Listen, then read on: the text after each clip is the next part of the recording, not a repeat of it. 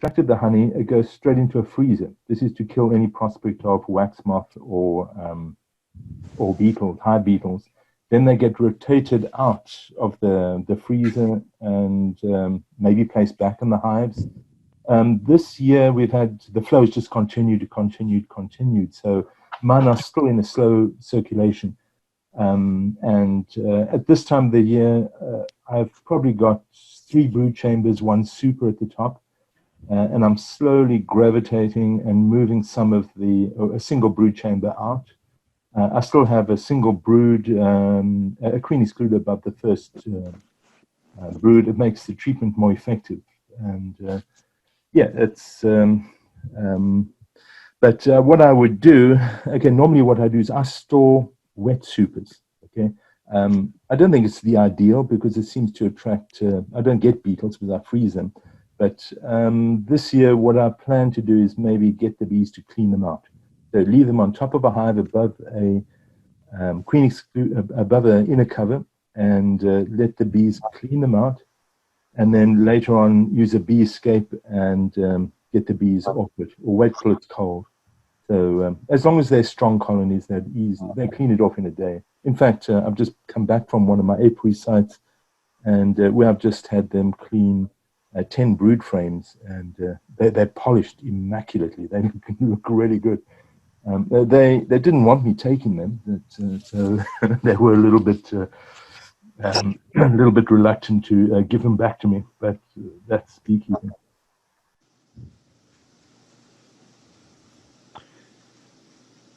Okay. I've also heard that you take the hive body and all the frames, put after you freeze them, put them in, you can put some basically moth balls on a paper plate on top of the frames, seal it up in a plastic bag, and then a week or 2 before you put them back on, you air them out, and then put them back on next spring. Yeah, definitely not mothballs. Be sure. Yeah.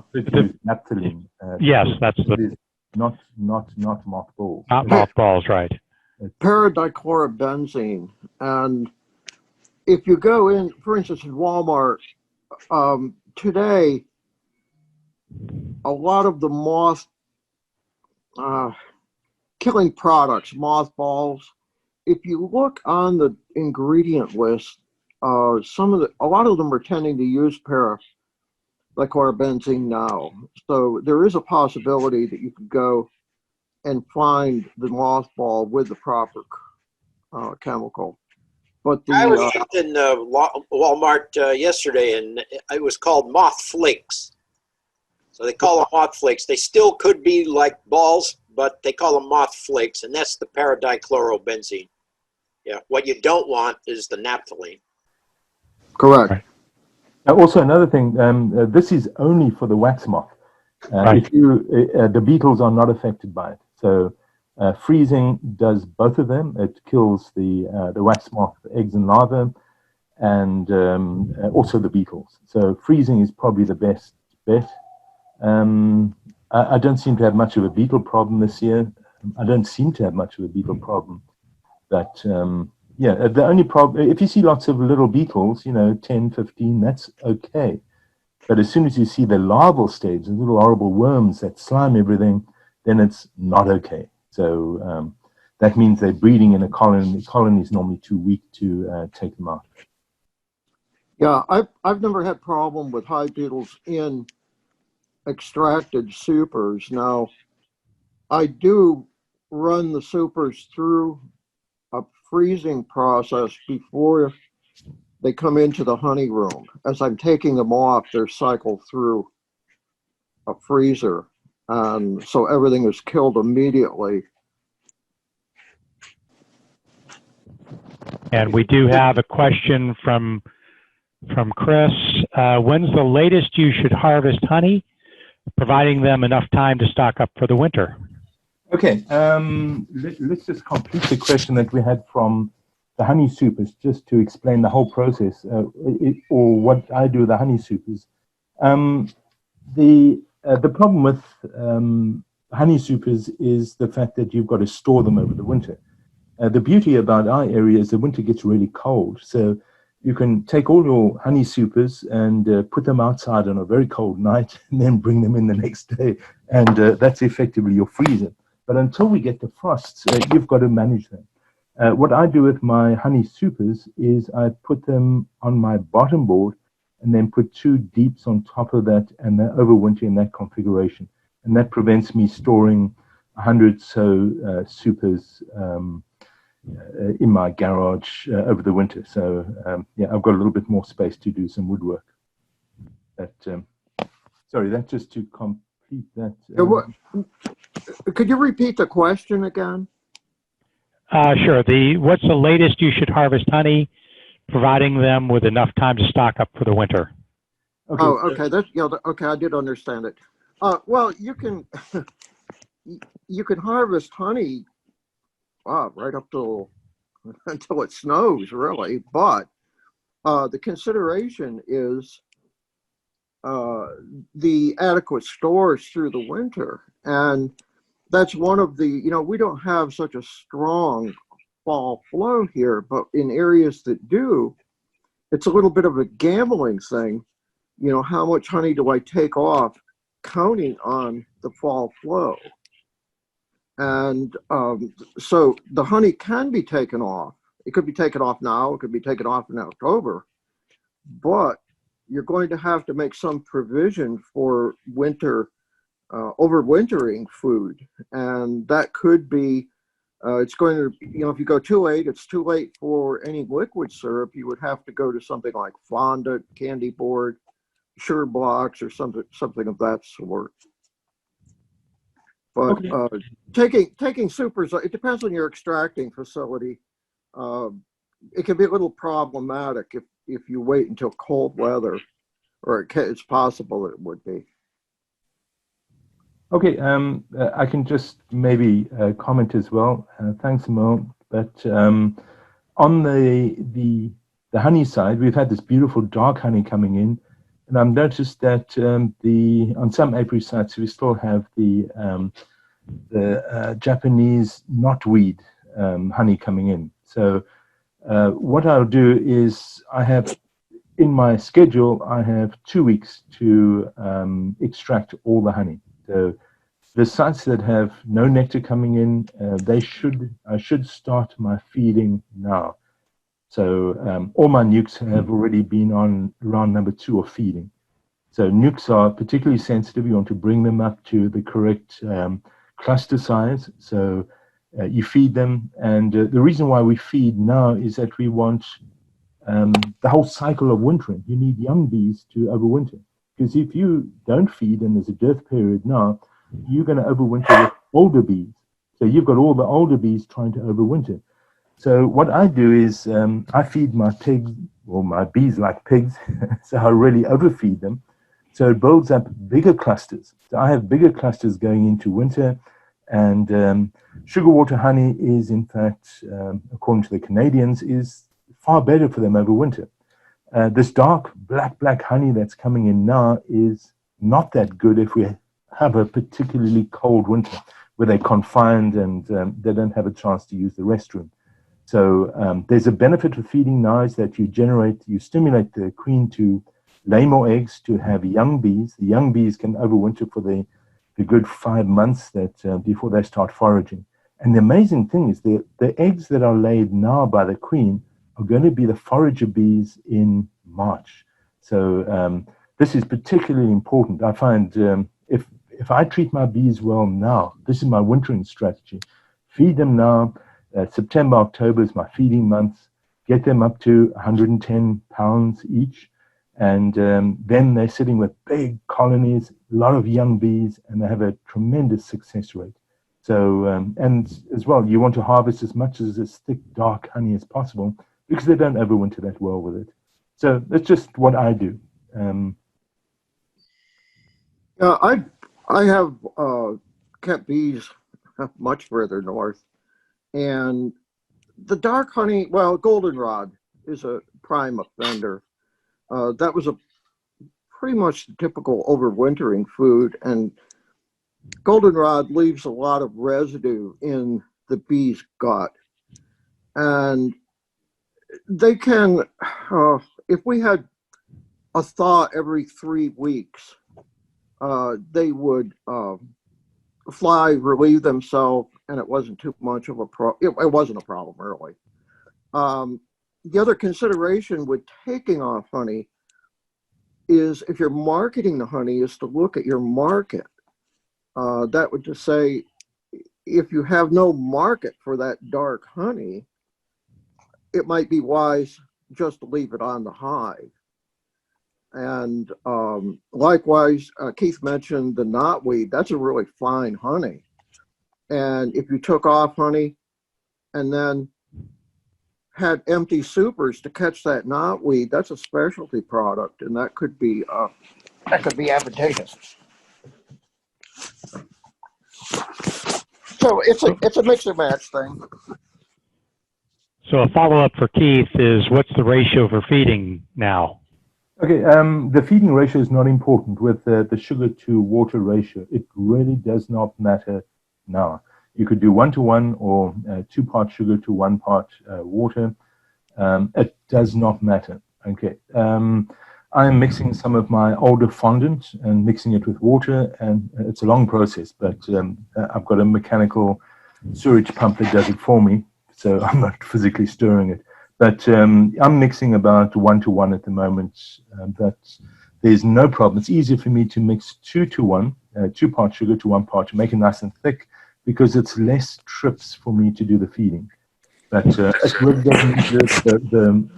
The weather's warm, they can dehydrate that comfortably. And the problem being with 1-to-1 is it ferments a lot faster, while 2-to-1 is a preservative in its own right. So if you're feeding newts, sometimes it's better to feed 2-to-1 to prevent the fermentation process as it waits to be consumed. I see, Mark, there's a question about the Formic Pro. Yeah, I was just getting ready to ask that question.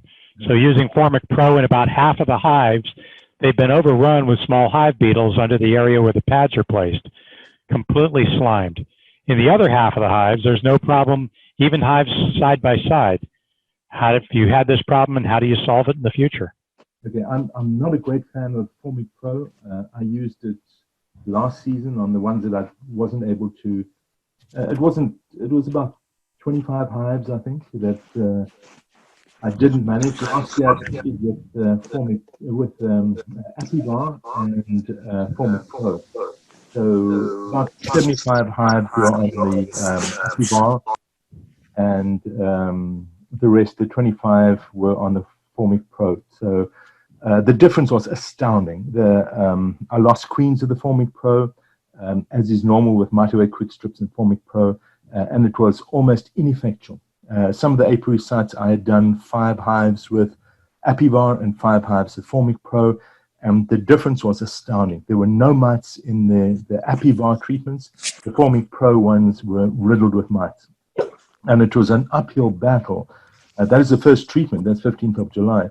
So that is the first treatment. It was an uphill battle to get those ones to actually survive, just from maybe an incorrect treatment at an early stage. So Formic Pro, also what happens is it drives the queen away. So the queen's got to get away from the smell. I don't think they've got the formula right for the Formic Pro, but that's, if you lose a queen, it's problematic at this time of the year. And it's also temperature sensitive, which means that, you do it, if suddenly they say the weather's going to be 80 degrees on Wednesday and it turns out to be 108 degrees, it's not wonderful. The other thing is you find the bees move away from it, so the beetles might move in. So it chases the bees away from the area. And we've seen hives that have totally moved out of the hives. The colony has moved out of the hive. And they form a swarm outside the hive. And again, with the microwave quick strips, but follow the instructions exactly. But just to add to this, an interesting note is across the board, I wanted to test the vaporizing, the new vaporizers that they've got, the 120 volt vaporizer that is a 20-second, one hive, next hive, next hive. From the back of the hive, you just pump it in, and you move to the next one. Pump it in 20 seconds. And you can go do a row of 15, 18 hives all at once. And the results for me are very, very good. The hives are all healthy. I'm not losing queens. It's really good. And on my mite washes, the testing, the maximum I got with any hive was 3 mites per 300 bees. So it seems though it's very, very effective. The bees don't seem to mind it at all. The bees are all big, they're flourishing. So, and it costs next to nothing. I'd like to advertise a bit about this, is the Jono's Easy Bat. And it costs about the same as those horrible pan type vaporizers. So I've done each hive, just over 100 hives. I've done all of them. I'm on the 8th round of treatment, and the vaporizer is still going very well. So, and all electronic, all controlled. And the only negative side, it doesn't worry the bees, but if you inhale it, it is very serious health problem for you. So you've got to wear a mask with that. But anyway, so that's, I'm not a great fan of Formic Pro, but it's honey safe, and that's one of the advantages. Okay. So Keith, you're taking a portable generator with you then to your out yards to power that vaporizer? I've got a decent truck. My truck's got an inverter on it. You know, it's not an old-fashioned yellow truck like yours, Jack. So I just I take a cable from my truck, and I park my truck between the hives, and I run from one to the other, and it's keep the truck running. And but you can do it from your car. Keep your car running. You can run an inverter from your car. My inverter is 400 watts, and I think Harbor Freight, they're not very expensive there. So you could do it from your running car. The other thing I've got, if you've got Ryobi products, one of my apiary sites, I can't take the truck down there. That's one we all know at the West Whiteland Township building. What I did is take the 40-volt battery that I use for my electric lawnmower around the hives, and I place it into an inverter. So the Ryobi sells an inverter. It's a 300-watt inverter, and that handles the vaporizer perfectly. So that 110-volt. So remember, it's John Oliver or Jono, and it's the normal price. If you look at the normal products, I think it's ProVap. I think it's about $400. This one is, when I bought it, it was $150. And it's brilliant. It really is fantastic. But you've got to buy a mask with any type of oxalic acid vaporizing. So Mark? Yeah. Do we have one more quick question before we move on? If the hives are honey bound, do you still need to feed? Yeah, I would definitely. We all differ on this approach over here. What do we do with? You know, there's an old saying that says, "Leave the honey for the bees." You know, don't take the honey. Leave the honey for the bees. But my philosophy with this is that I think feeding has an added benefit. Now, if you leave the honey, if you're honey bound, what happens is that the honey is normally dark, especially this time of the year, and it's not ideal for overwintering. Okay, so it takes a little bit of effort. What I would do is extract the honey, use your honey extractor, extract it, and then put the empty frames back and then refeed. You'll find that you'll have a better overwintering success. If you just leave your bees, you're not stimulating them. They're not getting the input. Therefore, they're not creating the young bees that are needed to do successful overwintering.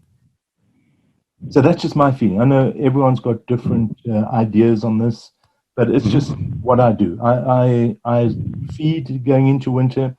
If I've got a hive full of honey, I will extract the honey or take the honey off and then put empty frames. It's also a good opportunity to get some of the foundation drawn out. So you use it for a double purpose. So yeah, Mel, you want?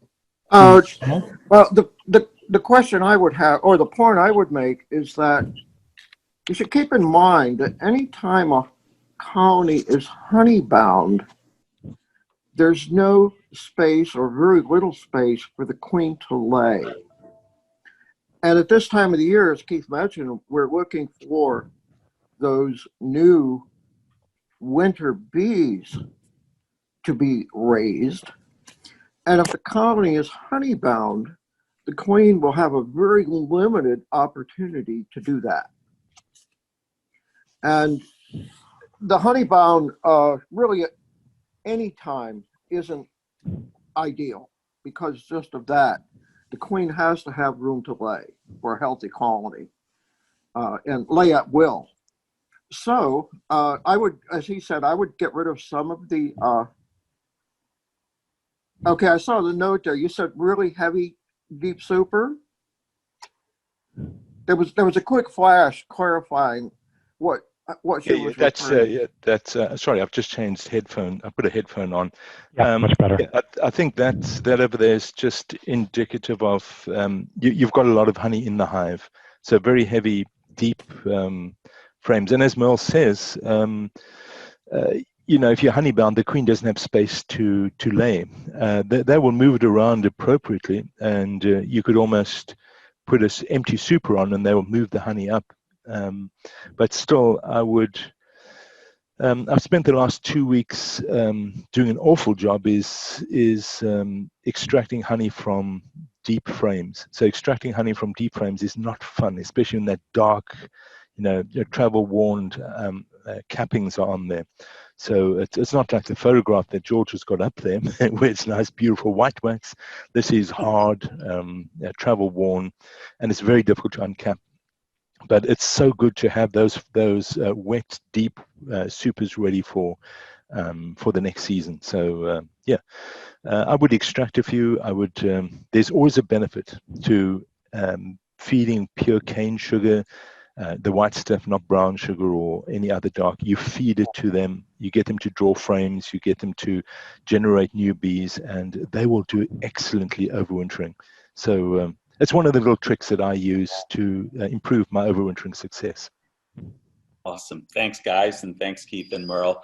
I love this picture. This is a picture I took this a week or two ago, and I felt bad for the one little bee on the left who was left off the trough of honey and how much they just looked like that they were enjoying. And that little bee was trying to get on the back of the other bees to get in there. So they know what we're doing. It's good stuff. So I'd like to welcome anyone's first meeting. This year we've had 196 new members, and it's unfortunate that we've been in COVID since most of us haven't got to meet in person. So I hope that we'll be able to do larger groups in person soon to meet everybody. But again, you're joining a great club. We really try to promote education and programs that promote sustainable beekeeping, so that you buy bees once and you're able to keep bees healthy and not need to continue to buy bees. So that's one of the goals. And we also like to have fun social activities, but they've been kind of put on hold this year. So if you are a new beekeeper and this is your first meeting, if you want to just just say who you are in the Q&A section, and Mark will be watching that and introduce as we go. So again, welcome everybody. It looks like this is the agenda for tonight. We've already had the Bee Gurus. We have, I think, over 70 people on tonight. So thank you all for joining. That allows us to have a vote on our Constitution amendments. We have a brief officer report. We'll have what we're doing with our bees now by Paul. We'll go over the honey survey results. I'll talk a little bit about small hive beetles, which has been a topic that's come up a lot on the Friday Bee Chats. A brief what's happening in the CCBA. Jesse due to the plant sale and got Gizmos, and I will have no chance of getting this all done by 9 o'clock. But that's the goal.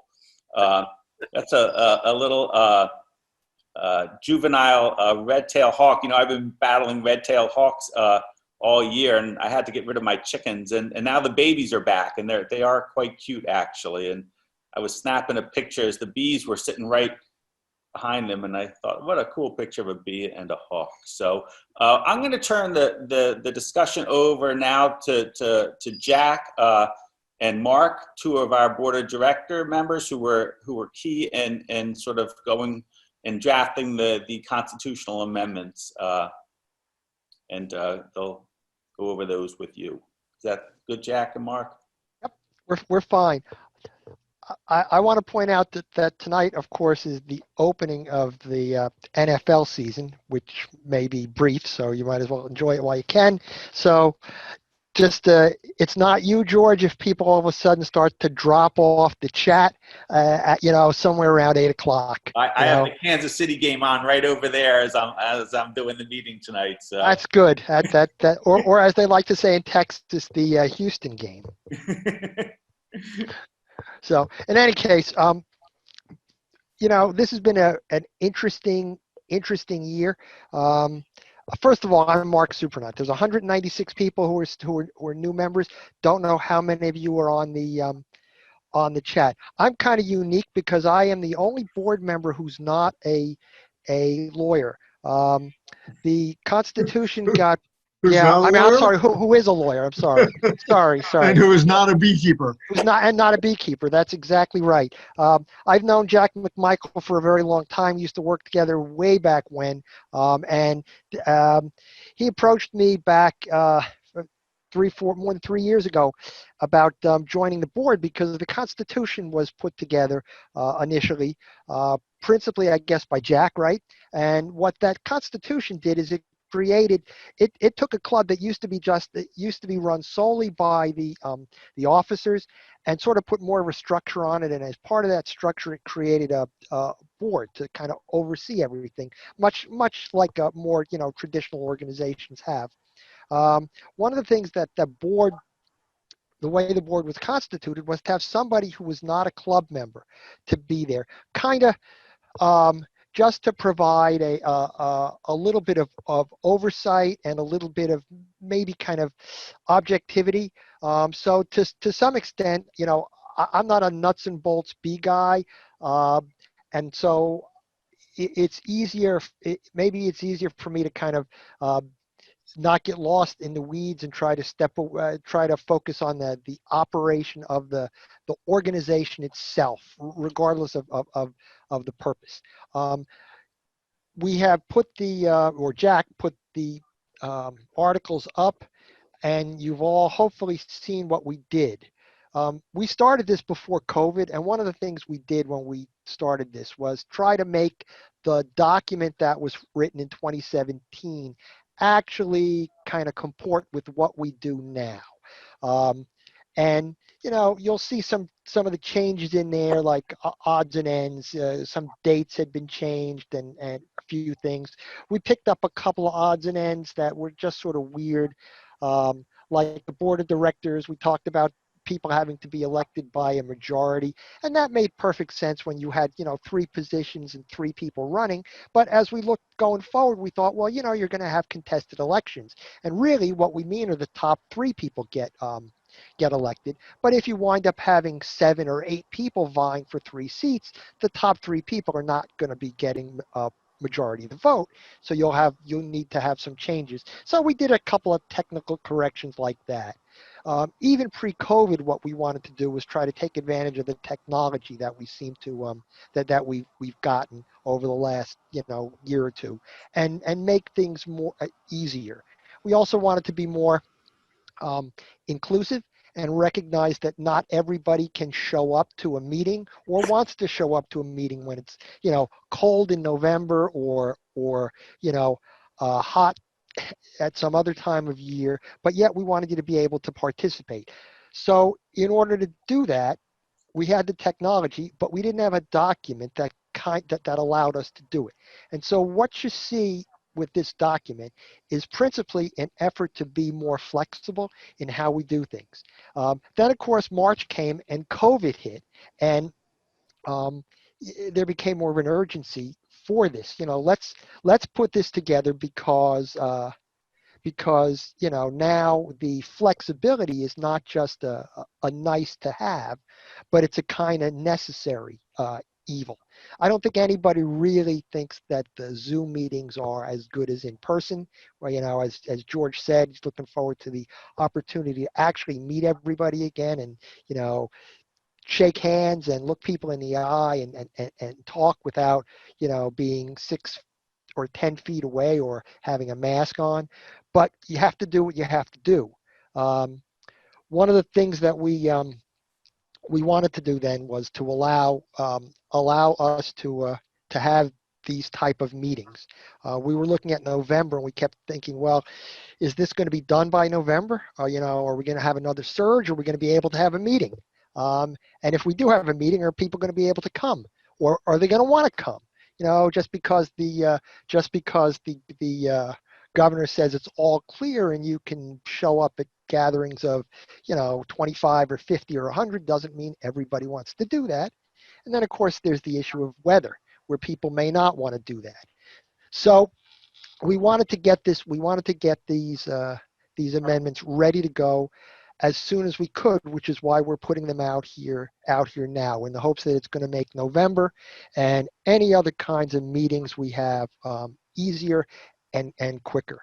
I don't see any questions from anybody, save I've had one comment and I've seen one question.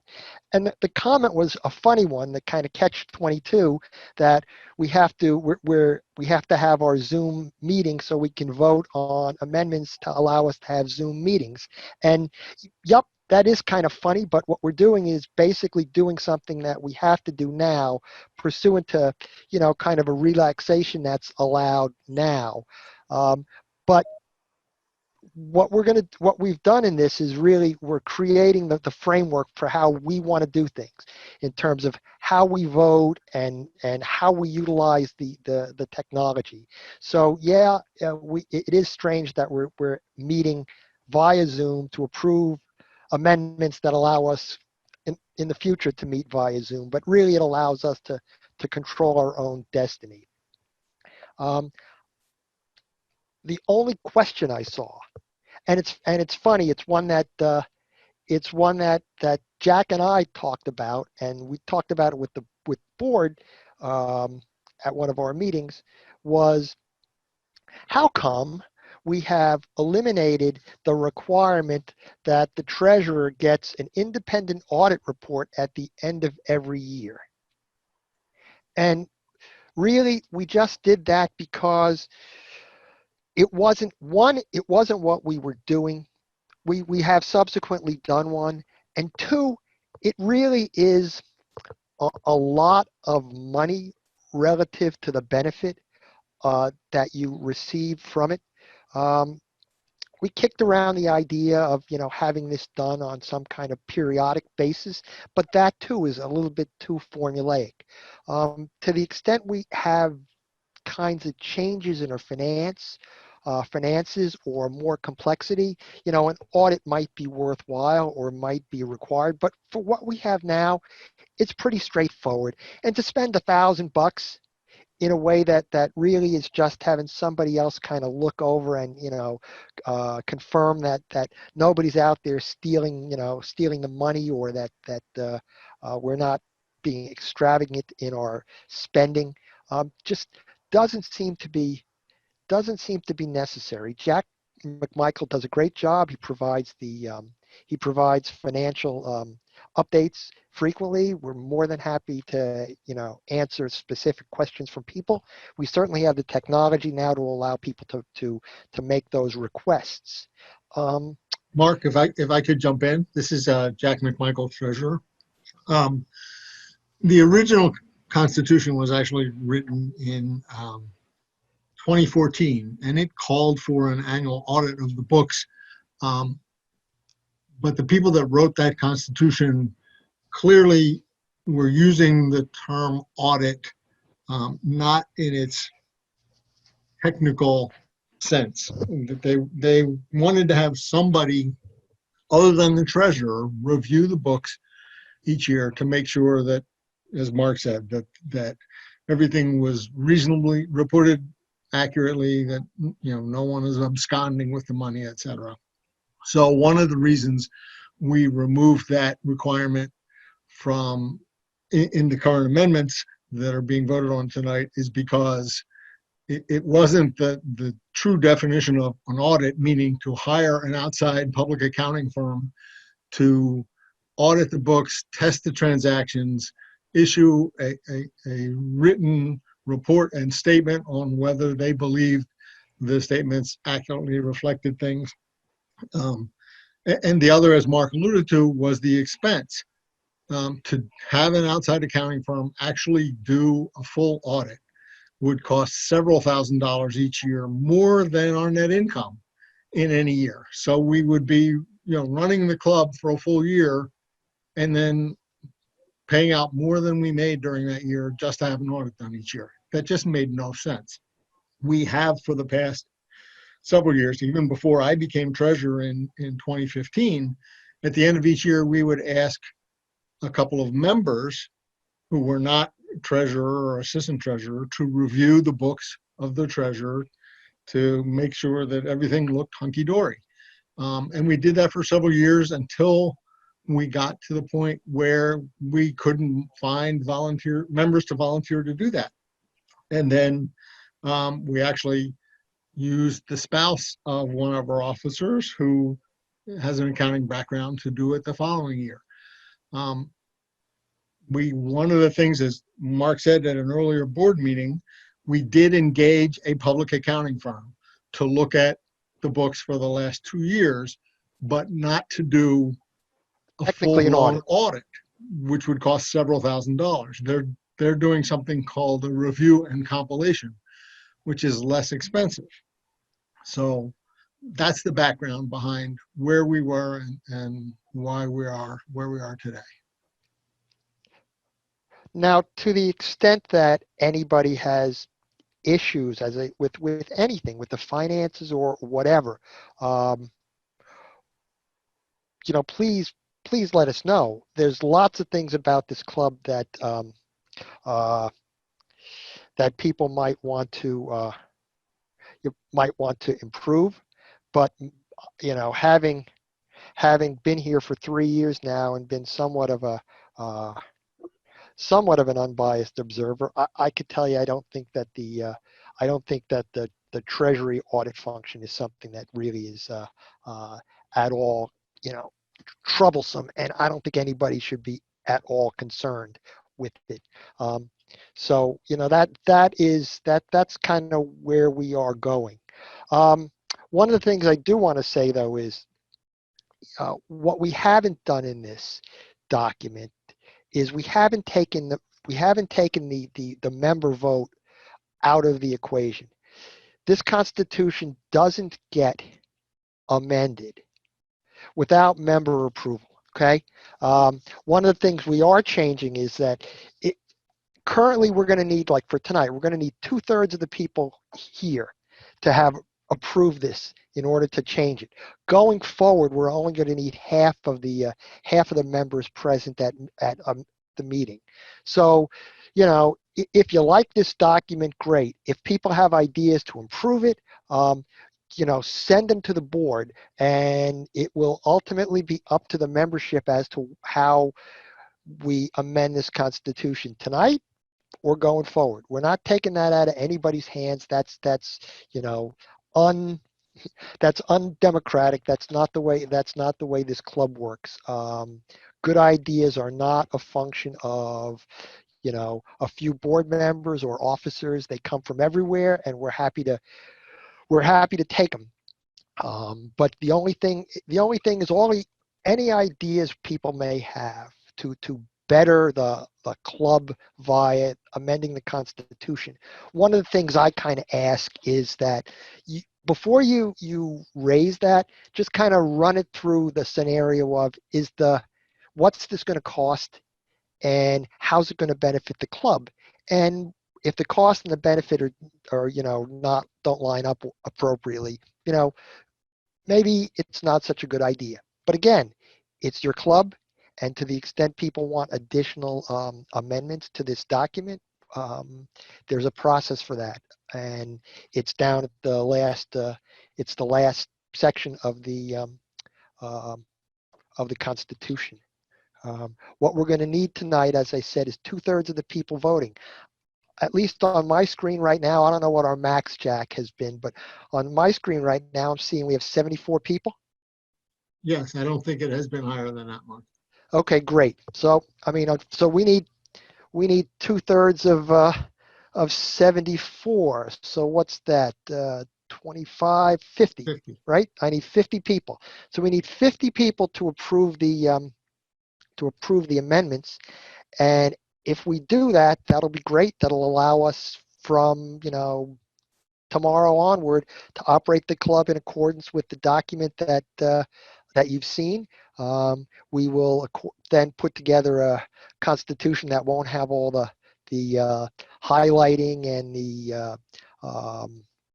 the underlining. It'll just be the new constitution that'll go up, and we'll work from there going forward. Anything else you want to add, Jack? Nope, I think that's it. So All I right. guess it's time to So put it to a vote. time to vote. I don't get a vote as I'm not a member, but Okay, so the first thing is there is a comment, number 4, encourage more people to start beekeeping, omit. It's from Justin. I know one board member mentioned to me that beekeeping density in Chesco is already too high. We should facilitate new beekeepers, but not necessarily encourage, ? Possible rewording needed. And then number 2, why move from reporting monthly treasury figures and membership numbers to once a quarter? That may have already been discussed here, but I'm just reading the questions. Sure, I'll give it a minute. With respect to the first item, we do want to encourage people to get into beekeeping if they have done the research and understand how much work it is and are committed to become a good beekeeper. There's no reason we would not want to encourage those people. Yes, beekeeping density is very high in Chester County. In fact, all of southeastern Pennsylvania. So we need to do a better job of educating people, but we don't want to discourage anybody who wants to become a beekeeper, provided they understand what they're getting themselves into. And with respect to the having treasurer's report every month at our monthly meetings are membership meetings for education purposes. And we got feedback saying, is it really necessary to have me stand up there every month and tell everybody how many members we have and what the current financial status is? It is reported in the monthly newsletter every month. So it's put out there every month. It was just something that was deemed to take up unnecessary time in a meeting when we're trying to get a lot of other things accomplished during that meeting. So those are the reasons for those. And thanks, Jack and Mark, for doing this. Really, at the heart of this is the ability for us to use the technology via our website and via Zoom to enable everybody, all 500 members of the club, to get input into decisions in the future. And without the majority of these amendments, the only way we could take a vote or the only way we could decide something was in person. And so I really see that this allows the average, every member of the CCABA to potentially have more of a vote on things in the future than what currently exists in the Constitution. So. Yep. So the poll is now live. For those of you who didn't have it pop up on your screen, you may have to click the poll button on the bottom or top of your screen. 54 people have already voted. 55. So if you haven't voted yet, please do. This is not Chicago, so don't vote early and often. And the dead are not eligible? The dead are not eligible, except the Grateful Dead. They're eligible. Always. We're at 61. 63 now. So we have the required number. We have the required number. The vote currently is 66 for, 1 abstention, and no votes. No votes votes against. Wow. Yes, however you say that. Okay. I think that's sort of how Vladimir Putin won his last election too. Thank you. We're gonna move on. We haven't poisoned anybody, Mark. That was important. Took 22 minutes. Jack, you want to talk a little bit about the the nominations for board of directors in November now? Yes. So we are now accepting nominations for the election for board of directors that will be held in November. We have 3 of the 7 board seats coming up for election in November. And in order to nominate a candidate for one of those positions, there is a form that was just put out on the website today under governing documents, the same place where the constitutional amendments were, a board of directors nomination form. In order to be nominated, the person has to have nominations made by 5 primary or honorary lifetime members of the CCBA. Those nominations can be submitted by mail using the form that's on the website, or now that we've passed these amendments, nominations can also be done electronically via email.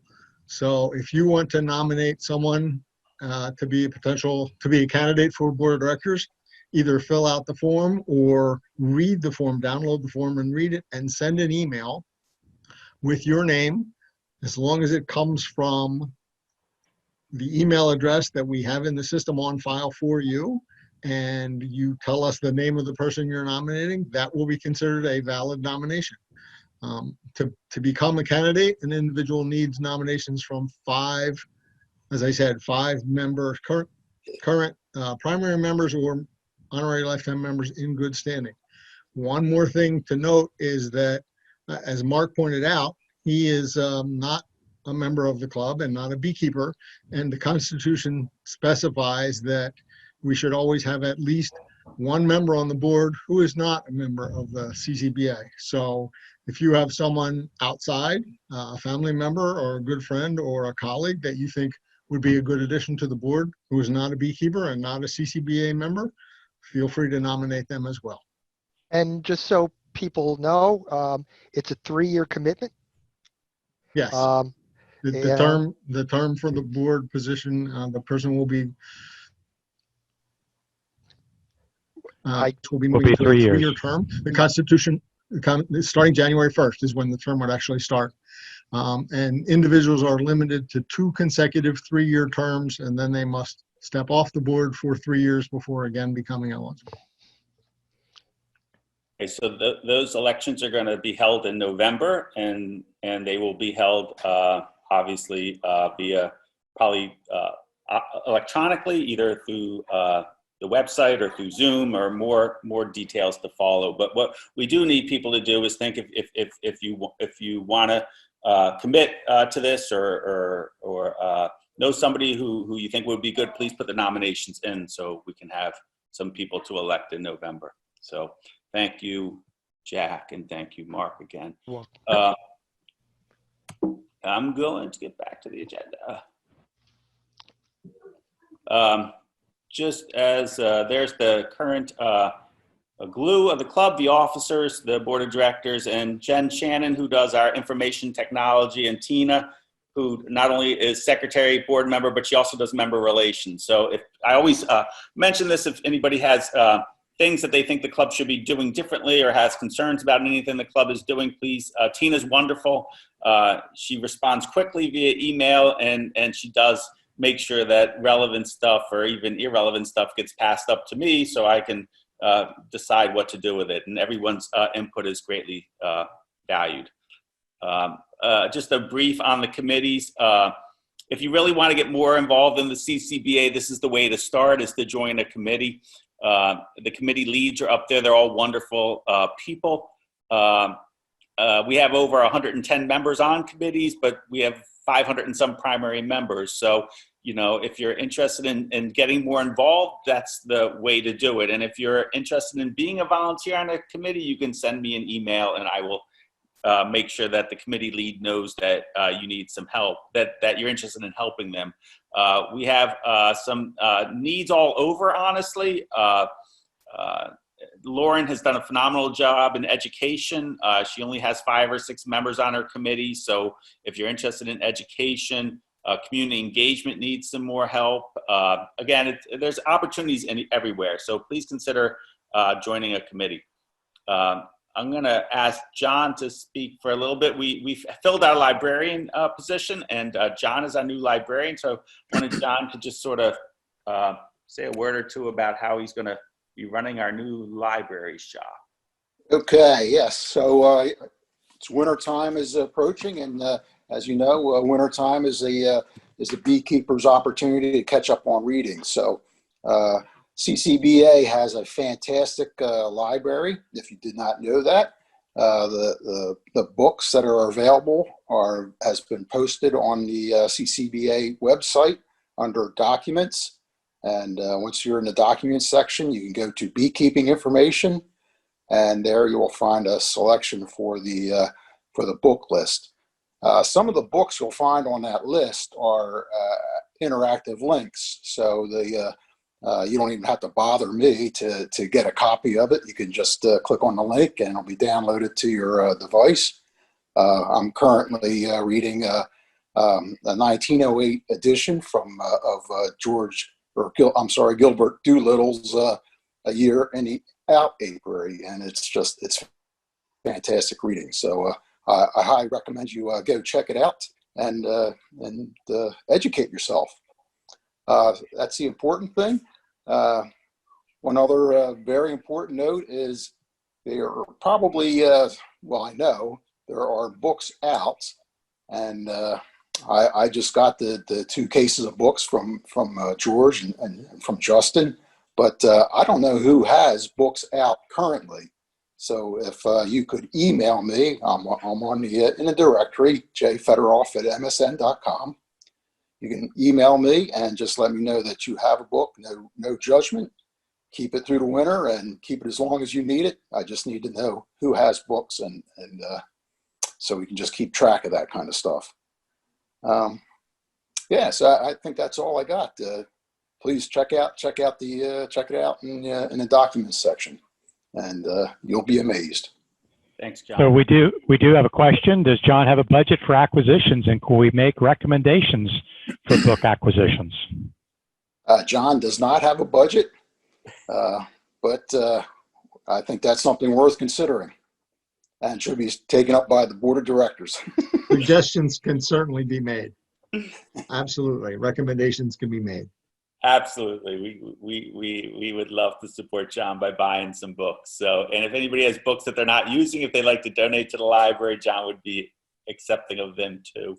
And I'm hoping that when we get back in person, I've already, chatted with John, maybe we can bring a few books to the meeting. So it'd be easier to get them out to people, because, some of those old books are really great reads, They really are. And like I say, if you email me and you want to get a book, we will, between the two of us, we'll figure out the most efficient way for you to get that book.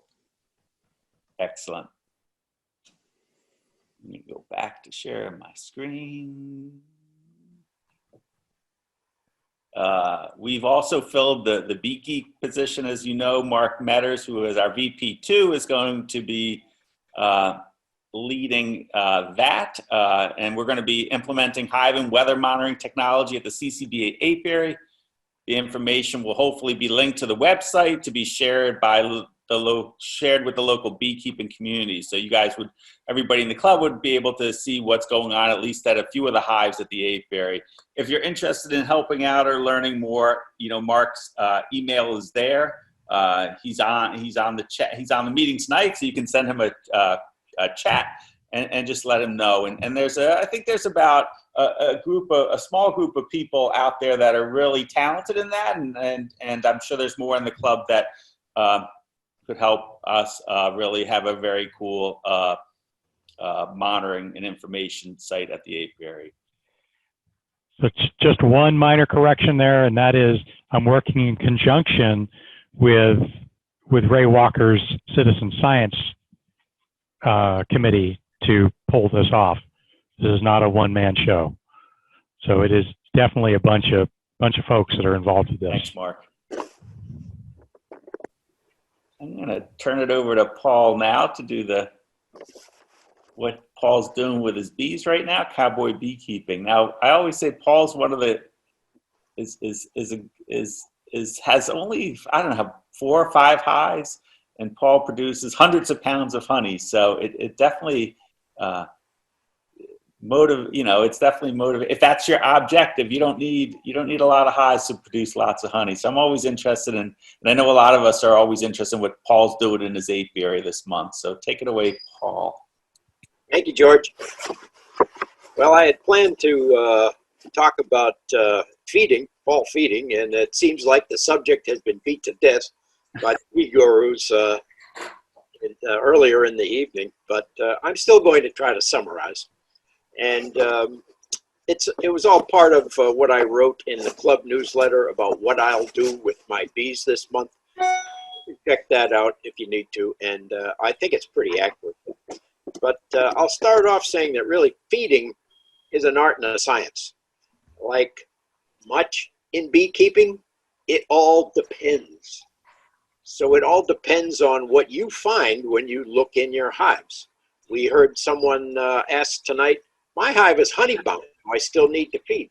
So, and I believe Keith's suggestion was take that honey out, use it, harvest it, and then feed them back sugar syrup. They'll do better over the winter with sugar syrup than with dark fall honey. And another thing is if you look into your hives and it's missing a component, whether it's missing pollen, then you have to make a pollen patty. And if it's missing honey, then you need to obviously to feed. So it all depends. But I will say that you don't want to feed too fast and too soon because as Merle said today, you're going to fill up all the brood space that the queen is counting on to raise those winter bees. So I'm not planning to feed until the end of the month, except for my nukes, and I'll talk about the nukes later. So, like I said, the queen may be looking for more space to grow those important winter bees. So you want to make sure that you don't obscure all those potential spots for her. And another thing is bees need space in the foundation during the winter. So you don't want to fill it all completely up so that there's no space for those bees to burrow in. Warren Graham used to emphasize this point. The bees will burrow in head first into the foundation over the winter as they form the cluster. So we don't need to feed for so long that all is completely full. If you have a too deep hive system, if your hives weigh 100 pounds going into winter, they'll be just fine. And again, you can test the weight of the hive by getting a scale, either like a big fishing scale that goes up to 50 pounds or more. And you can get them at Harbor Freight or maybe a sporting goods store. And you put the hook under one of the handholds to the side of the hive and just simply lift. And if it pegs out at 50, you've got enough. You try it on the other side, hook it into the other side and lift it up. If that says 50, that means that your hives weigh 100 pounds. There's also the heft test. Get in the habit of lifting up your hives from the back and feeling the weight of, say, a 100-pound hive. So that's all a learned activity. So for my mind, you don't want to feed too fast and too soon. So I'll be feeding my main hives around the end of the month. And I'll feed them then with a 2-in-1 solution of sugar and water. So I go by the pounds. So 30 pounds of sugar to 15 pounds of water. That just about fills up a 5-gallon pail. And I like to use top feeders for the winter. And some people use frame feeders. That's fine. They don't get as much. And you have to continually monitor that hive feeder. So I use a top feeder, which holds at least maybe 3 gallons of solution. And they can suck that down in a couple of days. And I'll talk about something to do with that. But don't wait for so long that it gets too cold, because the bees have to evaporate that water off of the honey. And they can't evaporate it if it's below 50 degrees. So that's, again, a situation that it all depends. So feed on nice warm days. And don't put the feeders on until the evening. to prevent robbing and give all of your bees feeding at once, again, to prevent robbing. So again, I'll start feeding sugar syrup as a 2-to-1 solution. And so the exception there is if you want them to draw out wax. So I've been told that if you want them to draw out wax, a 1-to-1 solution is better for drawing out the wax. So I'll be doing that with the nukes this month. In fact, I've already started with the nukes.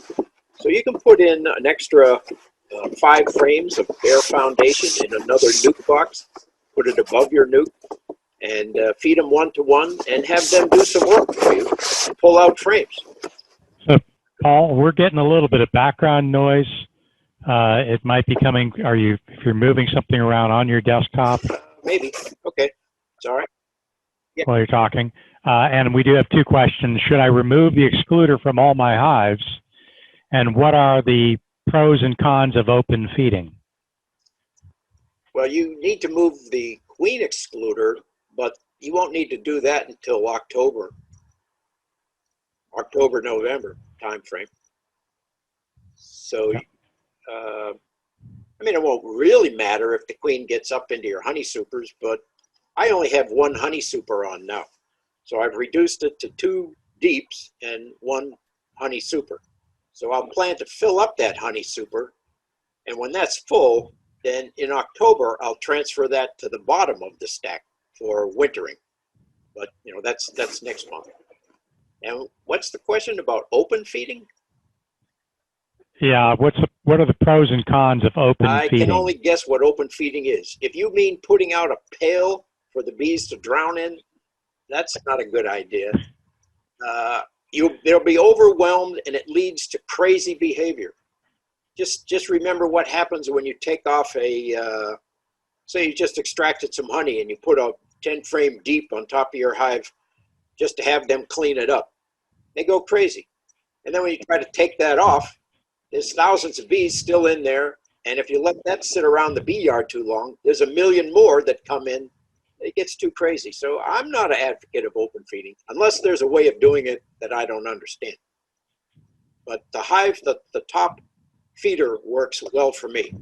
When you use the top feeder, put it directly on the super. Take off the inner cover and throw it away for a week. You don't want the inner cover on there because more bees will then climb up into the feeder and drown, and you'll have thousands of dead bees on the top. So the configuration is the top of the top super, put the top feeder directly on, fill it with syrup, and then put the outer cover directly on the feeder. That way no bees can crawl underneath the outer cover to get into the vat of syrup. So that's an important thing. Don't put the inner cover back on top before the outer cover, because it won't be flush enough and the bees will find their way in there. Let's see. So with nukes, what I've done in the past is I cut a piece of plywood. It just makes an inner cover, sort of. I just make an inner cover for a nuke out of plywood. I cut a circle in the middle, put 2 strips of wood in there, and then leave that as a bare. Oh, and then put a empty box, nuke box, on top of that cover. And then you can put a quart jar of honey, a quart jar of syrup at 1-to-1, and they'll build a lot of nice comb for you. Right now is a good time to do that. And the other thing you can do to feed a nuke is to cut a 2 1/4 inch hole into a pressed wood board, and that will accommodate easily a quart jar feeder with a perforated lid. So it's a good idea to get your nukes busy and try to have them draw out some new frames for next year. Let's see.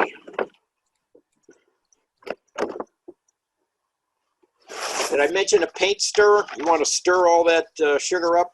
So if you're feeding 2-to-1, you really need a paint stirrer.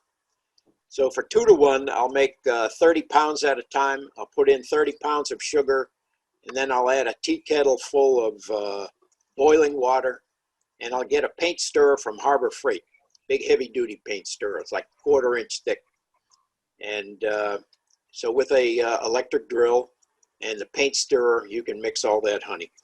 And so the first time you do it in a 5-gallon bucket, weigh the water, weigh the sugar, see where the line ends up when it's completely filled with 45 pounds of sugar syrup mix, and then mark a line on your 5-gallon bucket.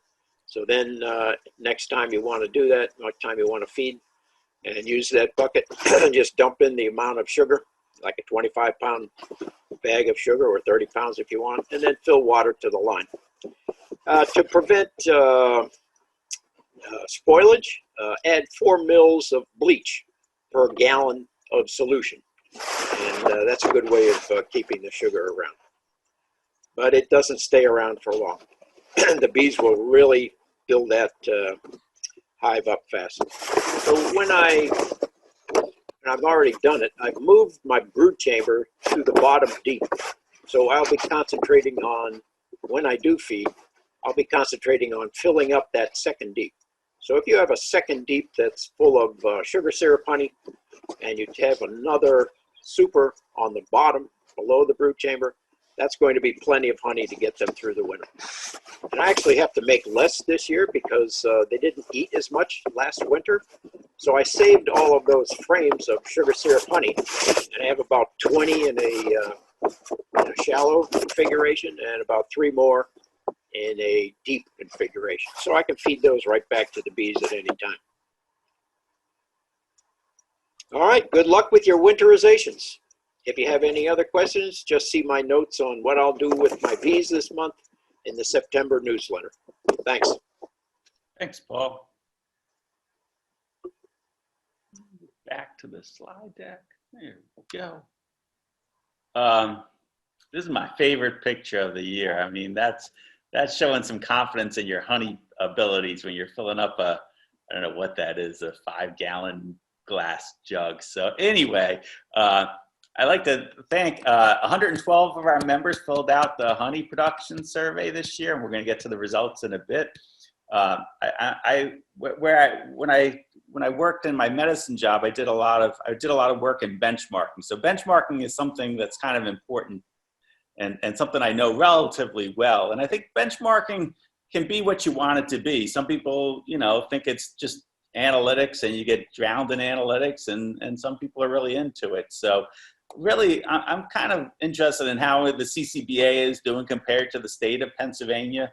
And I'm also interested in helping people know how are they doing compared to other CCBA members, and this is not a competition, it's just some information for you to know how your bees are doing. So we've done 3 benchmarking sort of activities this year. So we did the CCBA census to start, that was back in March, and 201 members filled that out, and we looked at overwintering rates, and we saw that the CCBA did really well last winter with most beekeepers losing 25% or less of their hives this winter, last winter. We'll show the honey production, and we also did the mitathon. I don't know how many of us did the mitathon, and I don't know if we won the mitathon yet.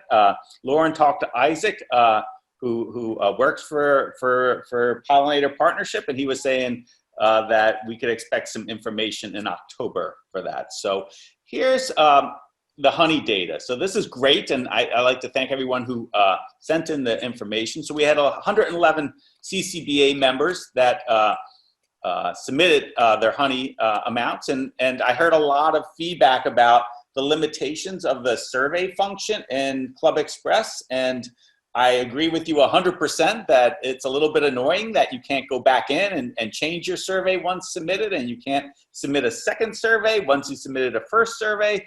So I realize that there's some limitations, and it's probably resulted in underreporting and not over-reporting of the honey harvest. And if it was a simple fix, I would have it fixed by now, but I don't think the changing the survey function in Club Express is doable, even though Jen Shannon, who our information technology person, does regularly communicate with them on how our usage is going. So back to the 111 beekeepers, 106 were beekeepers that had less than 15 production colonies and produced less than 1,000 pounds of honey.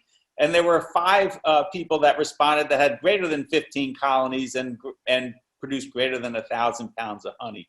So if we look at the average, the number of pounds of honey produced by the CCBA this year is 30,448 pounds. Crazy amount of honey produced. And that's only, you know, out of a fifth of the beekeepers in the club. The average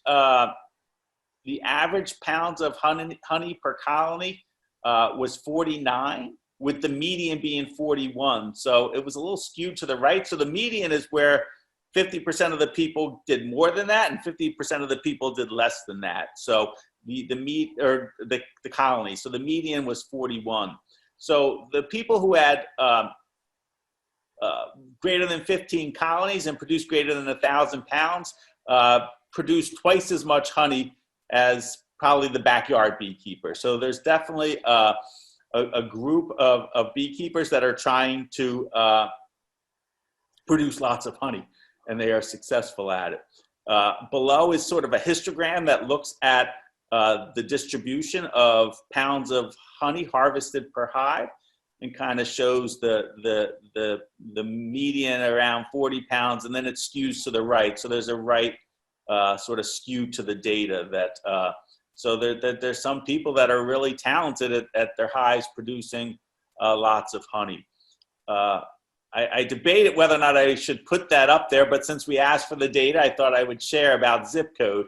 Now, I don't want everybody running off to 19382 or 19335 and sticking all your hives there, because those people that have hives in those zip codes are not going to be happy with me that I'm putting this up.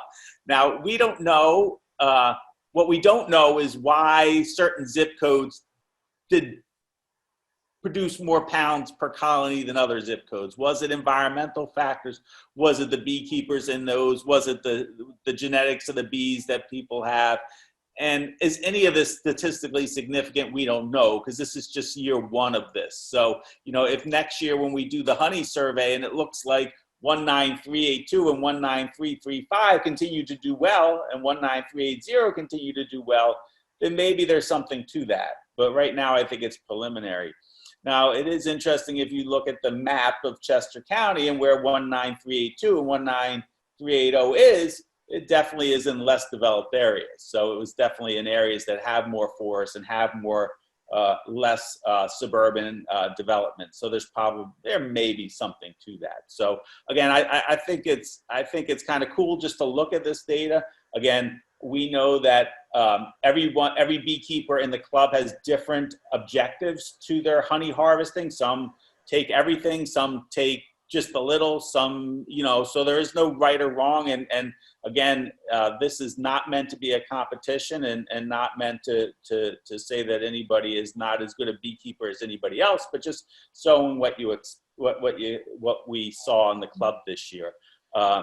And it'd be interesting to see when Pennsylvania reports out whether or not the CCBA sort of numbers are higher than what Pennsylvania reports, or about where Pennsylvania reports. So again, hopefully this information is interesting to people, and thank you for sharing. I was going to talk a little bit about small hive beetle today, because it's come up a ton on the Bee Chat Friday. Everyone wants to talk about small hive beetle, and I have a current little bit of a problem with small hive beetle myself, so I thought it would be a good opportunity to learn a little bit. So most of the pictures you're going to see are from my nukes. I have 4 nukes that I kind of put in the shade this year just because it was a convenient place to put them, and they have been sort of they are now sort of populated by, I'm not sure how big of a problem I have, but I know I have small hive beetles. So there's the picture of it. The beetle can range anywhere from color to dark black, which is more mature, to sort of a light brown, which are more juvenile beetles. And I would say the size of them, I think I have big beetles. I probably don't, but the size of them is probably about the size of a little bit bigger than the thorax of a bee. So that gives you a size. And they have these 2 little antennae, and they fly amazingly well. They were first seen in the United States in 1996 in the southeastern United States. They're native to sub-Saharan Africa. and they cause significant colony loss in the south. And they kind of peak in the hive in late summer, so I think that's why we've heard a lot about them recently. And the adult small hive beetle can fly several kilometers, and I've heard some people have a theory that they fly in packs, and then they descend upon sort of hives. So when one small hive beetle moves in, there's a whole bunch that move in with it because they're flying in groups. The bees, once they get in the hive, they're normally, the bees sort of, it's interesting, the bees can't kill the beetles, but they do sort of try to push them along and sort of corral them to the edges of the comb. So when you take off your top cover, you usually will find them on the inner cover, or you'll find them in the corners of the hive. And as soon as you open the hive, they'll run and they escape the small hive beetle jail the bees have put them in, and then they're running all around the hives. And I use plastic frames, and I've noticed that there are a lot of beetles that hide in the grooves of plastic frames or cracks in hive bodies. So I know that's one of the things that plastic frames has sort of gotten, and now that it's in New Zealand, they actually make plastic frames that don't have that little groove in them, that those grooves are kind of filled with hexagons for honey, which is pretty cool. I haven't seen them for sale in the States, but it's one way that they've eliminated that place for hive beetles to hide. The females lay eggs in the grooves and in the capped larvae, and also in the pollen. The diet, they are the scavenger of the hive. They'll eat just about everything in the hive. They'll eat pollen, they'll eat brood, they'll eat honey, and they'll eat comb. And they obviously, as some people said, they will make quite a mess of the frames once they get once the larvae take hold. What attracts small hive beetles? Probably fermenting stuff. So there's a yeast, the Codomaeomeri, that is known to produce byproducts that attract small hive beetles. We've always known that pollen patties, bee bread, sugar water, and one of the things that I haven't heard about mentioned much, but I think is worth mentioning, is poor apiary hygiene. Sort of like clean up after yourselves at the end of your apiary, at the end of your time in the apiary. Don't leave dead outs open. Don't throw comb on the ground. Just good cleaning up probably helps with keeping small hive beetles away.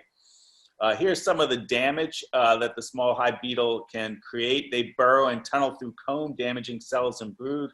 Like I said, they eat just about everything in the hive, and then they defecate in the honey, causing it to ferment and smell like rotten oranges or slime. So it's quite disgusting when you get it to this point. And at this point, your hive will probably abscond shortly if they haven't done so already. They're also vectors of disease. I didn't realize that that they can transmit deformed wing virus. And they transmit it via food and bee larvae. So the small hive beetle can carry deformed wing virus between hives. And there's a little picture there. This was a hive that I was looking at recently.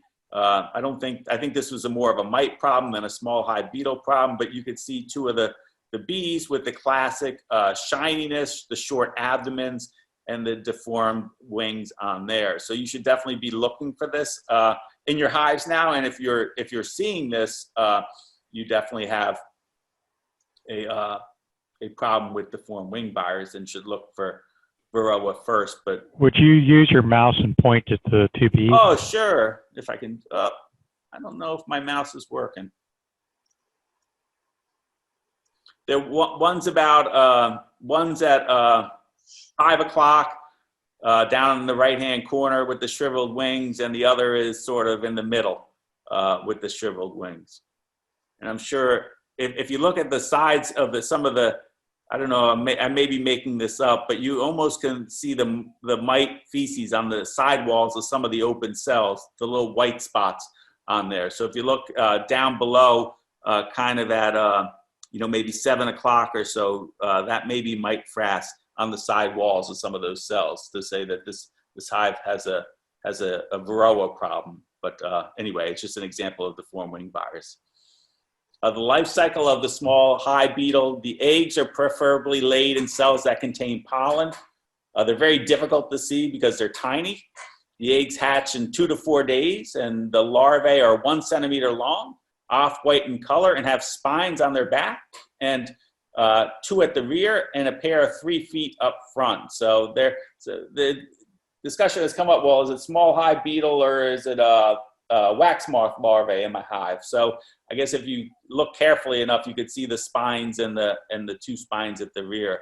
The larvae mature in 2 weeks. Larvae move from the hive to pupate in the soil below the hive, usually within 1 to 2 feet of the hive, and the adults emerge from the soil in 21 to 35 days, and the adults come out of the ground looking for another hive. So that's the cycle of the hive beetle. Like I said, inspecting for small hive beetle, you'll want to look at the undersurface of the telescoping lid and the top of the inner cover. And when removing the inner cover, look at the corners, because that's where the bees will have chased the beetles too. So you can see on this nuke, they're all kind of gathered up in the back left-hand corner of that nuke. So as soon as I took off the inner cover, half of them ran down into the hive and half of them ran on the outside of the nuke. And look in the edges of plastic frames. And I took a frame with bee bread and banged it on a turned over a telescoping cover. And I was shocked to see how many beetles got out of that frame. So it pays to look on those bee bread frames, because that's where they're laying their eggs. Talk a little bit about IPM with any pest management. So IPM is the use of all controls integrated in an effort to reduce the pest population. And we want to reduce the pest population below the economic threshold. And that's the insect's population level or extent of crop damage at which the value of the crop destroyed exceeds the cost of controlling the pest. And that the ultimate goal is to use less synthetic pesticides whenever possible. So, so we have three questions, oh, George. Good. Thanks. Okay. So can it be effective to kill small hive beetles on your sticky board regularly, or does that not even make a dent in their numbers?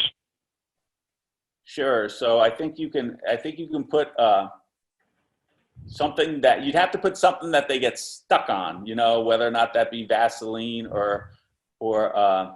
and I don't think that's gonna make a huge. I didn't see anybody sort of using the sticky board. I saw someone recommending the use of boric acid on a sticky board, but again, boric acid is not a approved pesticide for small hive beetles. But I did see someone sort of saying, well, use boric acid with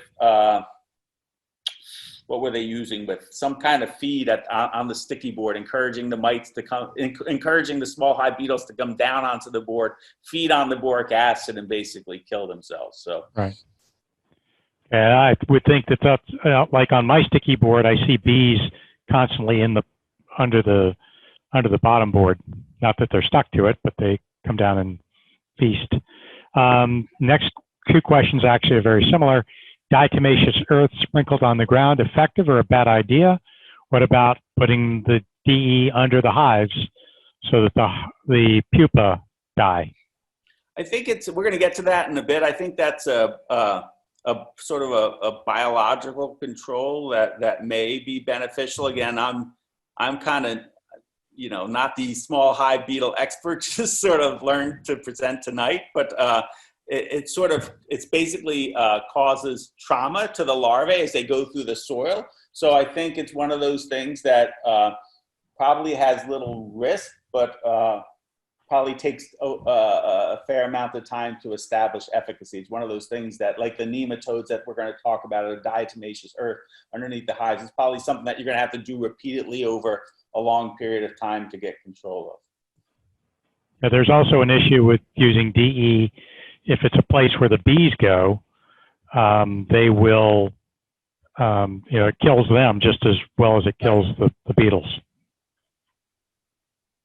So the first thing about IPM is sort of establishing an acceptable pest level, like we've done with Varroa.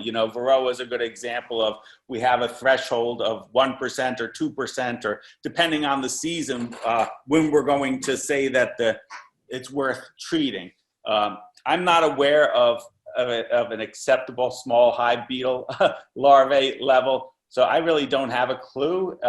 Again, as Keith said earlier, 1 or 2 is okay to be seen if it's running along the top of the outer inner cover, but you can go from a few small hive beetle to a hive that absconds in a matter of a week or 2. So again, I don't think that's known about acceptable levels. There's a ton of things that you can do with prevention, and I think that's where a lot of the focus is. It doesn't really help you once you got a bunch of beetles in your hive, but I think these are all great things to keep in the back of your mind when you're trying to prevent this.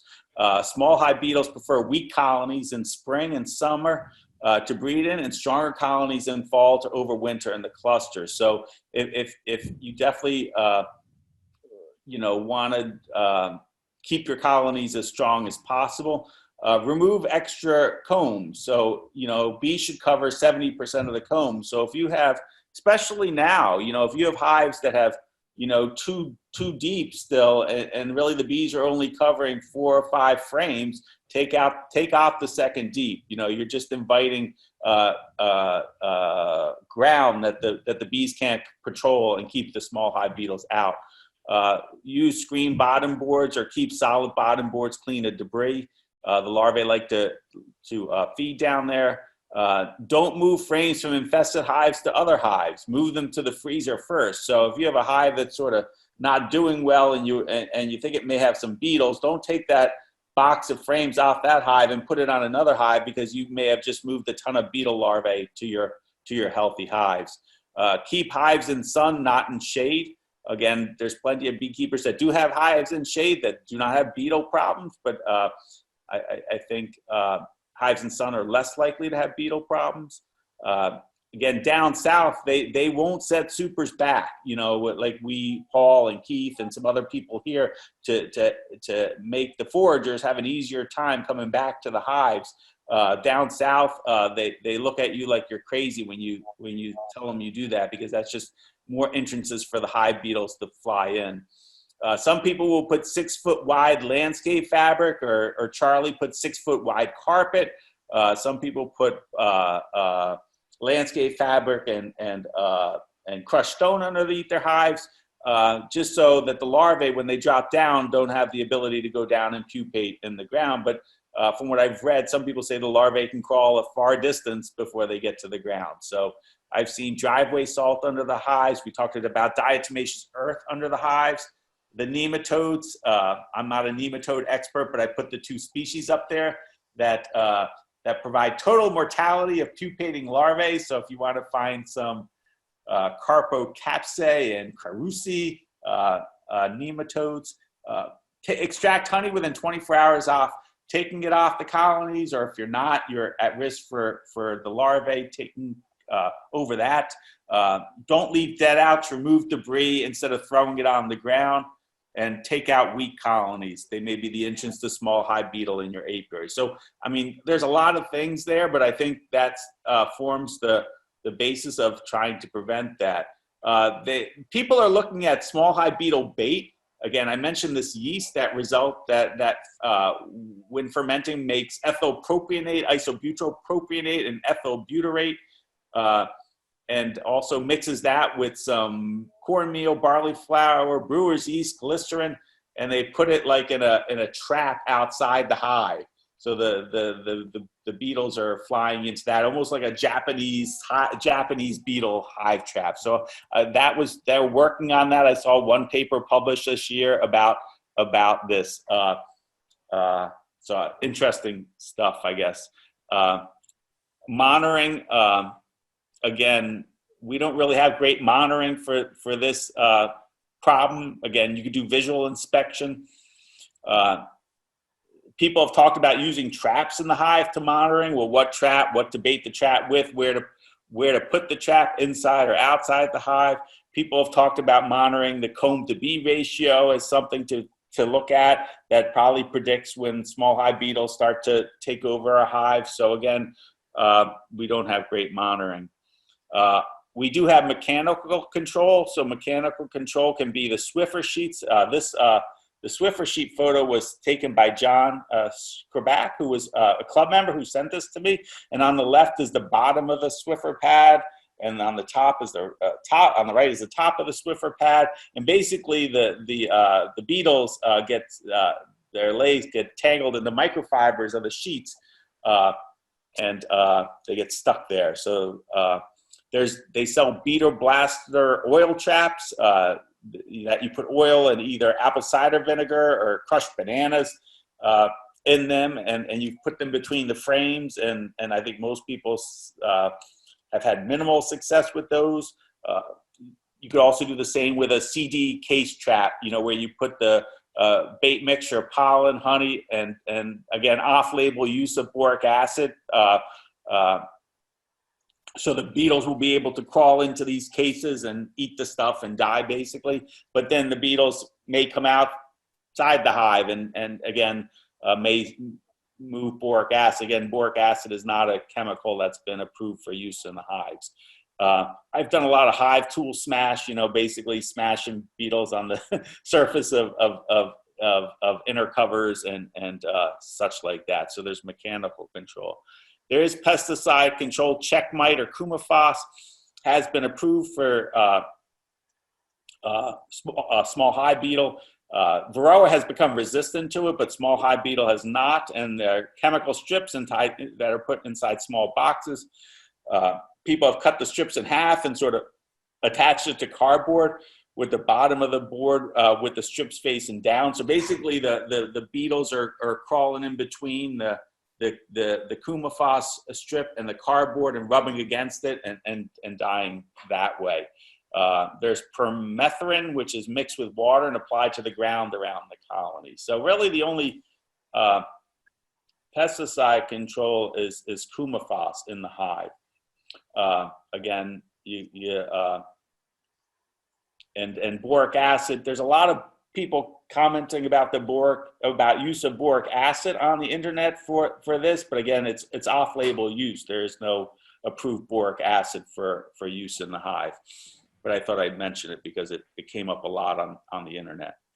So Kevin had a comment about the nematodes, and I'm not even going to attempt to pronounce them, but if you look at your Q&A, you should see his comment about the most popular 3 types. Okay. Thank you, Kevin. So, and yeah. So why did I get overrun with hive beetles in my 4 nukes? One, I think because I put them in the shade. Secondly, I think I had too much space on them. So I had them in one 5-frame deep, and then I added a second 5-frame deep, and then I was trying to feed it to draw out some comb, as Paul was saying. And I think instead of drawing out some comb, the feed just attracted hive beetles. So I took off my second box, and I took off the feed, and I have to move those colonies. And I'm hoping that I've smashed enough hive beetles to prevent them from sliming. But it's one of those things that I can go in there in 2 or 3 days and the whole colony could be absconded, I'm afraid, because I had a fair amount of them running around. Okay, I'm going to keep moving. A little bit of club information now. We're going to have a second hive crawl on Saturday, October 10th.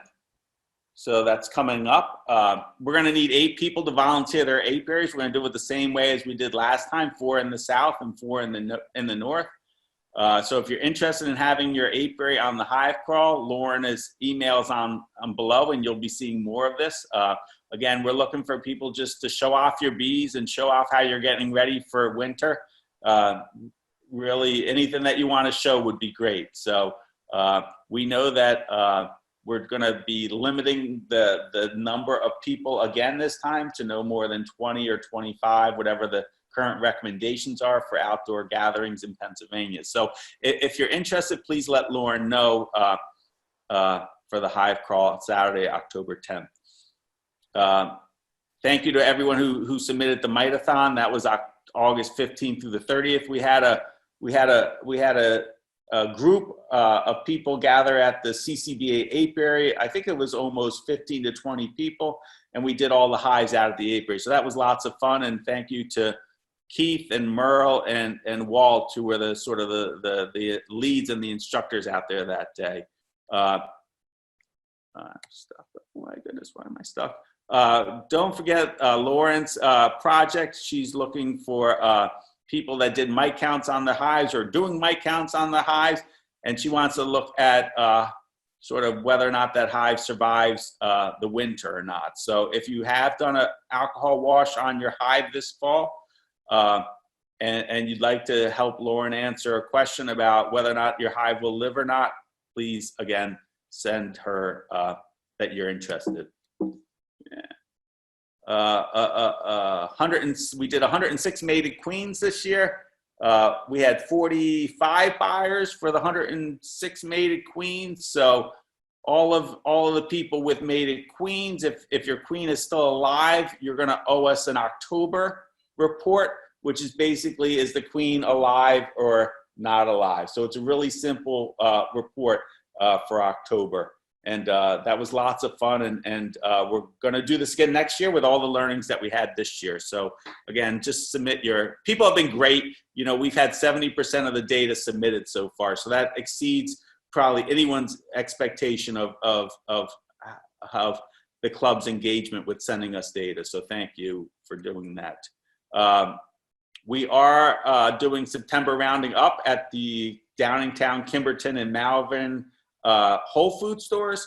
So, and this Saturday, September 12th, Jack, Tina, and Paul will be at the Downingtown store with a little outside CCBA pop-up tent and some bees and some literature. So if we would love to have more people come out and help out, but because of COVID and social distancing, we need to keep the amount of people to a minimum at the pop-up tent. But again, if you're in those stores, hopefully you'll hear something about rounding up for the month of September to benefit. And George, real quickly, just to let everybody know how it works. Anybody who shops in those 3 Whole Foods stores during the month of September, and will have the opportunity to round up their bill to the next whole dollar or more. And any donations made in that manner will be matched by Whole Foods. And all of the proceeds go into the CCBA. Yes, so we were very grateful to be picked by these 3 Whole Food stores to be a local beneficiary of their rounding up campaign. So a new special interest group that's forming in the club. They're calling themselves the Horizontal Connection. So for any CCBA members who are using or are interested in learning more about keeping bees in horizontal hives, the chair of the special interest group is Lynn Arnold, and you'll see her email there, and assistant to the chair is Hiroshi. So, and you'll see his email there. So the 2 of them approached me and said, you know, would the club be interested in having a group of people about horizontal hives? I said, absolutely, you know, and you guys can use our Zoom account if you want, and I will put it out there. So if anyone's interested in joining this group, let Lynn or Hiroshi know. I know they're both horizontal hive users. So, and if anybody has any interest in forming a special interest group that may not fit into one of the committees, I'd be fully in support of it. You know, and I will get John a budget for the library, and if this Horizontal Connection group needs some money to advance what they're doing, they'll let us know. So again, if you're interested in learning more about horizontal hives or have them and want to share with this group, Lynn and Hiroshi are your contacts. Hey, George? Okay. Yes, Mark. Just one thing, and maybe it's just me, but you've talked about Whole Foods, and I just want to make it clear that it's the Kimberton Whole Foods, not the and their 3 locations, not the Right. Amazon people, because okay. they don't. Yeah. Okay. Thanks, Mark. A little bit on. I'm going to turn it over. By the way, that must be a Mark thing because I had the same misconception. I thought it was the Amazon Whole Foods, not realizing it was the Kimberton Whole Foods. So fall is the best time to plant. So I just put up a few things that were around mine and one thing that's around Jesse's place. So there's lots of things in bloom now. And I'm going to turn it over to Jesse to talk a little bit about our fall plant sale. Mark, can you let Jessie share her screen? So my plan had been to develop a thorough calendar of blooms, but I couldn't pull it all together for tonight's meeting. So going forward, each month I would like to put together a brief little couple-minute presentation of what is blooming. For those of you who don't know me, I focus on native plants pretty much exclusively. Our honeybees use native plants, but native plants are just the most ecologically responsible thing that we can do for all pollinators, honeybees included. So what I got together for tonight is, there, my husband said, turn it sideways. Okay, is August and September. So the left and the right pictures in August were my favorite, Joe Pye weed. There's a bunch of them. Most of these pictures have insects on them. Can't go wrong with Joe Pye. In the middle is phlox. Next we have some great blue lobelia, more Joe Pye, and phlox and rudbeckia, and then also swamp milkweed. A lot of these plants are currently for sale for the CCBA fall plant sale. Lots of them were available in the spring, and coming up again next spring we will have more plants available. More Joe Pye, just a little bit different kind. We also have butterfly weed, more Joe Pye, I am obsessed, and a native buckwheat that is a perennial plant, not the cover crop that we're used to. And, you know, I just thought of, I wonder if the honeybees make buckwheat honey from this. And I don't know the answer to that. For September, blooms are still going. So anybody who thinks that September is not a good blooming month, get some native plants that bloom in the fall, and you'll be very happy. This violety purple is blue mist flower, and then rudbeckia on the right, one of the black-eyed Susans. There's several of them. More mist flower. It's really a magnet for all sorts of fun critters. On the left is the Spirea alba. I believe that we still have a few of those left on the storefront for this fall plant sale. In the middle is a native sunflower. So it's a perennial sunflower. It doesn't look quite like the sunflowers, the annuals that we're used to seeing. And then on the right is a different variety of mountain mint, but similar to what we carried in the spring.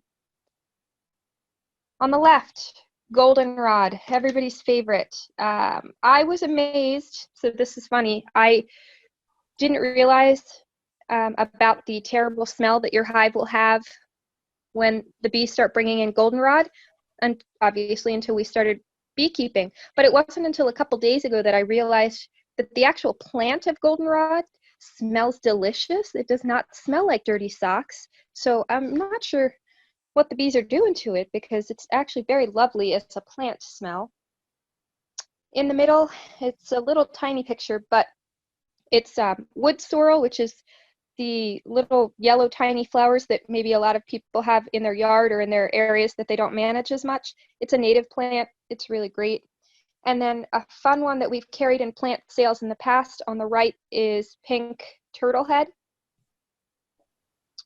A different kind of, oh no, on the left is a late bone set. You'll get this as a volunteer if you don't mow some of the areas of your lawn. It's a big plant. Lots and lots of honeybees and other bees love it. The two in the middle are asters. They're just starting to come into bloom and they're fabulous. And then on the right is a wood mint, another native mint. Last but not least, the native honeysuckle is still blooming. It's been blooming since June. And my favorite picture of all, on the right, the swamp vervain is still throwing out some blooms, but if you can tell, there's a native praying mantis there, and it was just a perfect picture. So moving forward, that's what I'd like to do, show you things that are blooming so you can look for those things at your native plant nurseries. You can demand that Lowe's starts carrying them. And when we have our plant sales, which are going to be the best prices you can get, make sure you snag these great plants and do our honeybees and all the other bees and butterflies and little tiny native bees a favor. For the fall plant sale, I think we ordered a couple hundred plants. A lot of them have gone. We've got a good selection of shrubs, a lot of little perennial flowers to fill in those spaces. We didn't get many, or we didn't get any trees for the fall plant sale. We still had a couple lingering from the spring plant sale. So I am taking note that we need less trees and more shrubs and perennials come the spring. But if you have any requests, especially because we have such good buying power as a large organization to be able to get bulk prices, if you have a request for native plants that you're looking for, or you need some recommendations for native plants to put in your yard, reach out to me and we can think about those things for the spring plant sale. Fall is a wonderful time to plant though. The soil's still warm, the air is cool, plants want to put down big strong roots into the ground. They don't put out leaves and blooms, so they can really concentrate their effort. They get nice and comfortable in the ground before it freezes. They overwinter nicely, and then they come out of spring with a really good root system in place, and they really bounce into the spring nicely. Native plants already want to be here, so you put them in the right place and they're going to thrive for you with little to no care. As long as you're just paying attention to the descriptions on storefront that tell you what type of conditions they like and the size that they're going to get, and you put them in those conditions and allow for that size, you're going to be very happy. Great. Thanks, Jesse.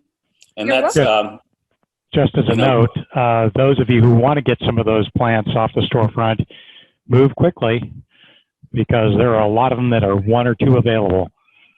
Oh, good to hear. I didn't get to check over the last couple of days. Yeah, silky dogwood with 11 and sweet pepperbush with 6 are the two high counts. Everything else is one or two available. I guess meadow rue is 4. Looks like a 1 to me. I love it. It makes me so happy that everybody's putting these things in your yards. So great. And we're also getting these plants locally, right? So again, supporting our local nurseries. Yep, and they are responsibly grown. Just can't go wrong. Great. The if those of you who sit outside your hives and look at what's coming back, you'll notice some bees probably in the last couple of days coming back with the stripe on their thorax, the sort of the ivory white stripe on their thorax. They kind of look like a skunk with the white stripe on the black thorax. And those bees are visiting jewelweed, which is the third picture from the left with the little orange flower with the red spots on it. And the bees will actually crawl into that flower, and then the top of that flower will put the pollen on the thorax of the bee. So jewelweed's one of those things that you have to have some, it likes it moist. So if you have stream beds or ponds, you'll have jewelweed around. So if your hives are near that kind of ground, you'll be seeing stripes on the bees. So we got two got Gizmos. Is Jim on now? Is Jim still on? Mark? Hey, I am looking. Give me a moment, please. I think Which Jim? Jim Corey? Yeah. Yeah, let me promote him. He was on. He just disappeared. Well, Jim was going to talk about a modified vaporizer. Stage fright. There he is. No. Okay. He just disappeared again. Can you hear Oh, me? there he is. Yeah, we can hear you, Jim. Go ahead. Okay. There's just a little history. This is my first year of having bees, my third year being involved. And I started the year with a nuke and an 8-frame that within 6 weeks, I wound up with 2 swarms and a split. So I've been working with 5 hives. So when I started doing treatment in July, I went with vaporization. And after the first round, after getting a vaporizer with a couple clips and trying to work with the battery and working the timing, moving from one to the next, it got pretty frustrating, especially when you would think you're hooked up and you'd move something and things would fall off and you'd have to start over again for the vaporization. So what I did was I came up with this sketch here where I bolted my wires to the battery. I used polarized plugs, and for those not familiar with it, it's got a small blade and a large blade. And the small blade on all polarized plugs is the hot blade. So I've wired the small blade to the hot wire or the positive and the other side to the negative. Same thing for the plug side. So another way, you can't plug it in the wrong way. It'll always plug in correctly. And then taking my in the hot wire to the vaporizer, I then put a switch just on the one wire, cut the one wire, connected it to the terminals. So I've got a couple options here. I can set my vaporizer up in my hive, regardless of where the battery is, get everything set, get my battery in position, plug it in, and then flip a switch and turn it on. Run it for my 4 or 5 minutes or whatever. Turn the switch off, and I can unplug the battery and move that out of the way. If you have multiple hives and you have another vaporizer, you can then move this onto the other vaporizer while this is cooling down in the hive.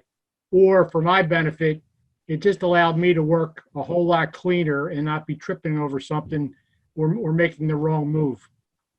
So then I could just, when I'm ready, take this out, move it to the other location, and start the process all over again. So it's I'm sure there's a lot of types of this that are out there, but this is what worked out for me. So if it helps somebody, great. I know it's helped me save some time, especially in making sure I've got the moves down, moving from one to the next. So that's it. Thanks, Jim. If anybody wants to learn more, Jim would be surely glad to tell you more and about it. So if you want to learn some more, contact Jim. Yeah, there's one. Okay. Go ahead, Jim. There's one other thing that I found. I was also working with some foundation with wires on the frames, and this worked out well. I was able to get another plug and tie it into some radiator or some alligator clips, and just be able to control the turning on and off to melt the wires into the foundation, into the wax foundation.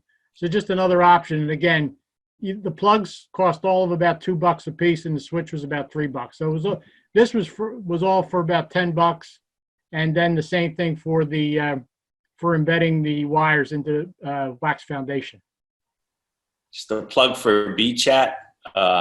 Every Friday night from 7 to 9, it's sort of a just open forum for anyone to bring any questions they have or any questions they have about their beekeeping. You could also give advice or just listen. So every Friday night, the link is there. The link is also on the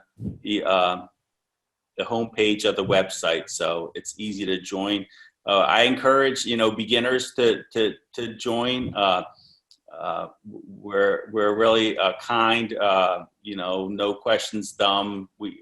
Actually the experts on there really like helping beginners a lot. So don't be intimidated to join Bee Chat. It's every question is respected and answered. So again, think about it. And to end, it's a lot of good stuff happening in the CCBA. I'd like to thank everybody for joining tonight to make sure we got the amendments to the Constitution passed, and really consider if there's a way you want to get more involved with the club, either by joining a committee, or those of you who have been with the club for a while or have done some other work in committees to think about potentially a board of director or a committee lead or an officer position for 2021. So I'm sorry I ran a little bit over it, but I thank you all for joining, and hopefully we'll see some of you on Bee Chat tomorrow night. Good night, everybody. Thanks, George. Yeah. Thanks, everyone. Say hello.